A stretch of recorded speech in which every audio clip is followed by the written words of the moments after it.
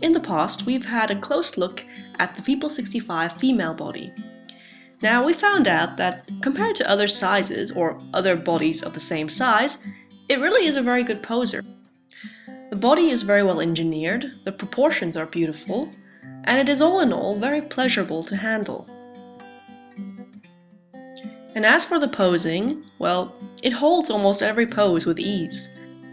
But even with Fairyland's ingenious engineering, there are a few flaws here and there. But it's agreeable that, for its size, they really did a good job on the girl body. And now it's time to draw our gaze to the male counterpart of this line. Enter the Feeple65 male. A real resin hunk of a man, he stands at about 65 centimeters tall, almost exactly, and weighs almost 2 kilograms. There's a muscular and a non-muscular version, and as we can see, aesthetically, they definitely went for the more stylized look. Even though he has a tall and lanky build, there's still that Fairyland look about him. He's got the large rounded joints that sit very flush in each other, the soft features, and many curves for a male body. Before we compare the two bodies, let's take a look at Mr. Feeple65's posing. As with almost all Fairyland bodies, he stands like a rock. He's very robust when standing. But also something that caught my eye is that he's also very top heavy, just like the Feeple65 female. Now, his upper torso joint is very flexible. He can bend back a lot, and he can even slouch quite far forward. The only problem here is that sometimes it swivels around too much, so he has the tendency to arch his back a lot. It's not a big deal, but it's just something that happens. Just like the female, he has separate strings in his arms, which makes them very flexible. However, he has completely different elbow joints. They require some pulling and tugging to be able to work. As you can see, I have to take out the joint to make it bend. And on the Feeple65 female body, I don't have that. I've got a seamless joint which I can just pop out. It's more like the Minifee elbow joint, to be honest. So his elbows are a little tougher to handle. But the one thing that is really better on this body than the Feeple65 is the extra torso joint in the bottom. As you can see, this allows his torso to swivel around a lot, giving him much more extra movement. Another thing the Feeple65 female body doesn't have are these mobility joints in the thighs. Also, the male has these two resin pieces that keep the mobility joints in place and stop them from moving around wildly. Again, this is another feature from a Minifee body that has been incorporated into the male body. His wrists are quite movable.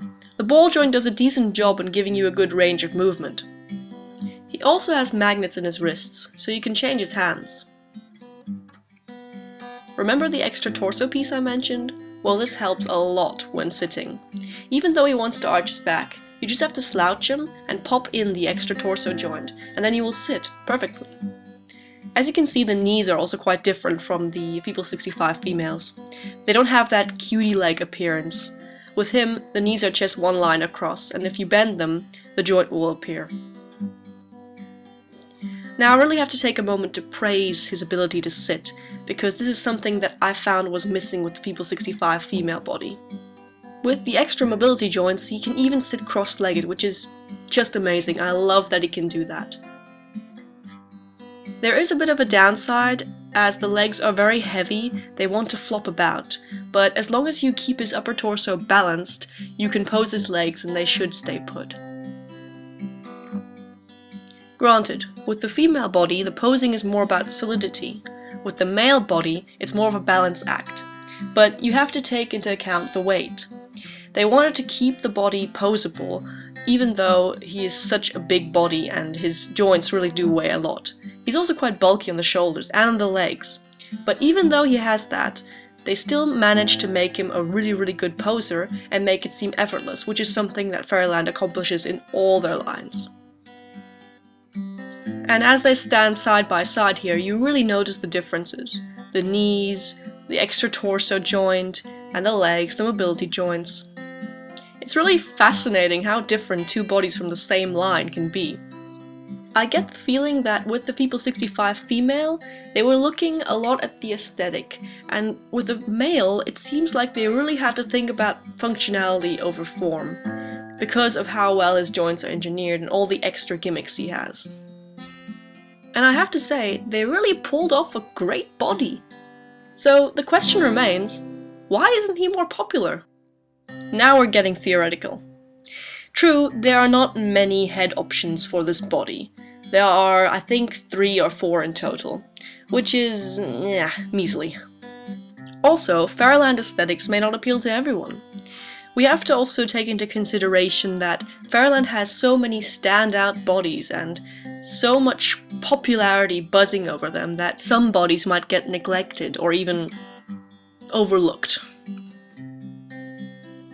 But that is the purpose of my review, to show you this body that not many people take a second glance at.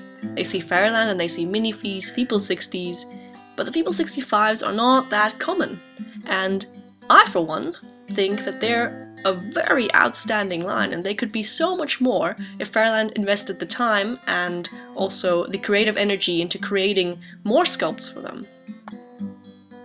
I can only imagine how awesome it would be if they made other sculpts into Feeple65s like Mirwen or Elle. More people might get tempted to try out this size just because they may be pulled by a sculpt they already love so much from a different size. And speaking of sizes, it's time to line them all up. Let's see how they compare to each other, starting with the Feeple60, the next smaller size, and the Minifee, arguably Fairyland's most popular line. And here we have them all together. It's quite funny to see them all together now, seeing all their different sizes and all their different engineering systems. It's definitely very apparent that the Feeple65s are quite a big step ahead of the Feeple60s, at least from the A line. I know there's a Moa line body now. Aesthetically, the Feeple60s are like big Minifees, but I think that the engineering didn't translate as well into the size. So the Feeple65s, because of the even bigger size, they had to really think up quite a few new things to get them to work. And props to them, they really do. They are a great line on their own, whereas the Feeple60s, in my opinion, and even with the new Moa line body, still kind of fall into the shadow of the Minifee bodies. The Feeple65s are really a standalone line. They don't try to imitate any other system, they have their own special system. And maybe that's why they get overlooked, because they don't look like a Minifee or a Feeple60. Dolls you can really identify as Fairyland dolls. Here you will see each line next to the Feeple65 male. I really like the height difference between the Feeple65 and the Feeple60. The Minifee is just so funny, it only goes up to his hip. It looks so cute next to him. And that concludes the review for the Feeple65 male. Also, the comparison. So I really hope you enjoyed this video, and once again, I really cannot understand why the Feeple65 males get overlooked so much. Sure, I've seen quite a few Feeple65 females, but you really don't find a lot of males.